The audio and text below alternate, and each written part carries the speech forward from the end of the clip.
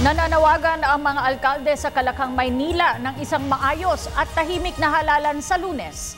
Ang detalye sa ulat ni Noel Perfecto.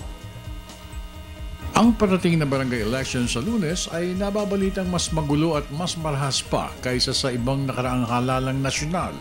Bunsod na rin umano na mahigit 700,000 mga kandidato para sa barangay kapitan at kagawad mula sa 42,000 mga barangay sa buong bansa ang inaasahang lalahok sa manual elections sa darating na Lunes.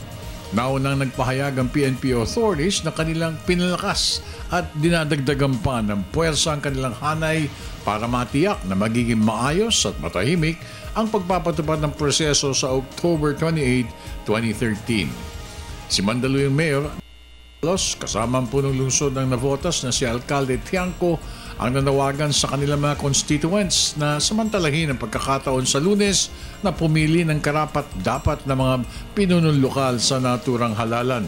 Ang barangay ang isa sa pinakamainit na eleksyon, no? At isipin nyo, 7,700 islands, kapitbahay mo, kung minsan kaaway mo pa, isang maliit na kalye.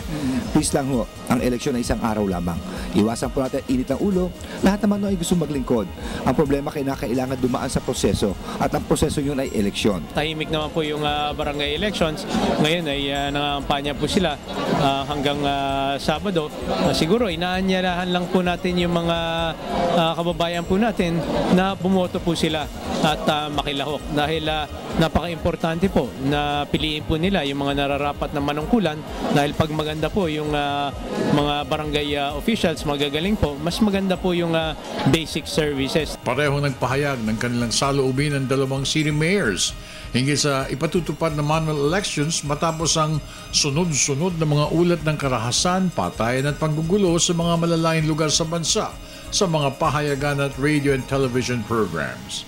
Bagamat isolated cases lamang ang mga ito, ayon sa mga minabuti ng dalawang alkalde na paalalahanan ng lahat ng lalahok na makiisa sa kampanya ng pamahalaan na maging maayos, malinis at matahimik ang gagawing manual barangay elections sa Lunes na darating.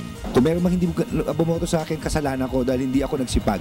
Yun lang ho, ilagay natin parati sa ating puso na dapat at the end of the day gusto natin manungkulan, magkaisa tayo after elections. Siyempre, makakatulong po natin lahat ng mga barangay officials po na yan sa pagpapalakad ng ating lungsod po.